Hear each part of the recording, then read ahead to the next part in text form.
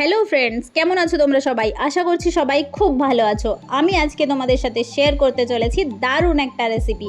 বাড়িতে ফ্রিজে চিকেন কিমা কষা রাখা ছিল, তাই আমি ভাবছিলাম যে এটা দিয়ে কি করা যায়। আর ঠিক তখনই মাথায় বুদ্ধি এলো যে চিকেন পরোটা ট্রাই করে দেখি।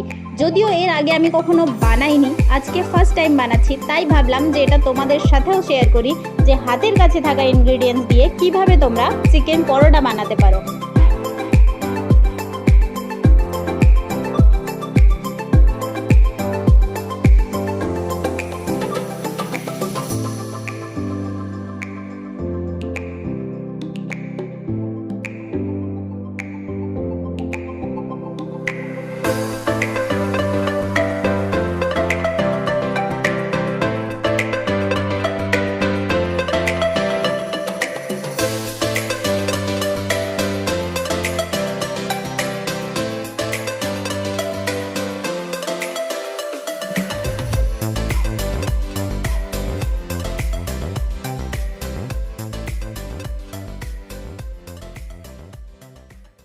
পরোটাটা খেতে তো দারুণ হয়েছিল। অবশ্যই তোমরা রেসিপিটা ট্রাই করে দেখো।